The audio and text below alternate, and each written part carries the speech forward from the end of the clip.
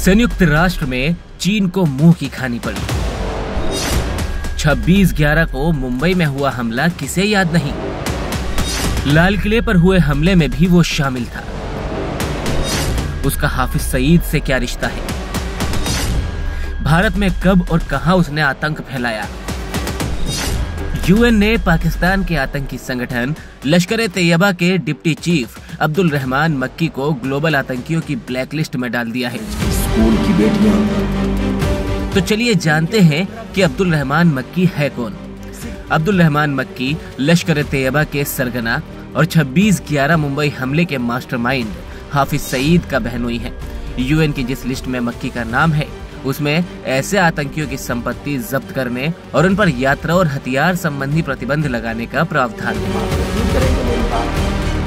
चीन की छत्र छाया में आतंक फैलाने वाले अब्दुल रहमान मक्की को भारत ने भी सबसे खतरनाक आतंकवादियों की लिस्ट में डाला हुआ है। मक्की की उम्र करीब 75 साल है। लश्कर में मक्की के पास अभी भी बड़ा पद है। माना जाता है कि हाफिज सईद के साथ मिलकर मक्की ने जम्मू कश्मीर में कई आतंकी घटनाओं की प्लानिंग की और उन्हें अंजाम दिया। वह कश्मीरी युवकों को भटकाने, भारत के खिलाफ भटकाने और टेरर फंडिंग जैसी घटनाओं में भी शामिल था। भारत में हुए बड़े हमलों के पीछे हाफिज सईद के साथ साथ मक्की का भी बड़ा हाथ माना जाता रहा है। तो वो कौन से हमले हैं, चलिए ग्राफिक्स के जरिए समझते हैं। 22 दिसंबर 2000 में लश्कर-ए-तैयबा के 6 आतंकियों ने लाल किले में घुसकर सुरक्षा बलों पर फायरिंग की थी। अटैक में सेना के 2 जवान समेत 3 लोगों की मौत हो गई थी। लश्कर के 5 आतंकियों ने 1 जनवरी 2008 में सीआरपीएफ के काफिले पर हमला किया था। इसमें 7 सीआरपीएफ जवानों और एक रिक्शा चालक की भी जान चली गई थी। लश्कर ने 26/11 को मुंबई में हमला कराया था। इस हमले में 175 लोगों की मौत हो गई थी। फरवरी 2018 में श्रीनगर के करण नगर में सीआरपीएफ कैंप में लश्कर का आत्मघाती हमलावर घुस गया था, जिसमें एक जवान शहीद हुआ था। 30 मई 2018 को बारामूला में लश्कर के आतंकियों ने 3 नागरिकों को मौत के घाट उतार दिया था। लश्कर आतंकियों ने 14 जून 2018 को राइजिंग कश्मीर के एडिटर शुजात बुखारी और 2 सिक्योरिटी गार्ड की गोली मारकर हत्या कर दी थी।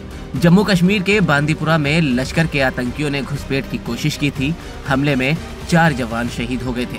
तो चलिए अब ये भी जान लेते हैं कि इस प्रतिबंध में क्या क्या शामिल है। अल-कायदा और इस्लामिक स्टेट से जुड़े आतंकवादियों को लिस्टेड करने पर यूएनएससी के प्रस्ताव के मुताबिक मक्की की संपत्ति फ्रीज कर दी जाएगी।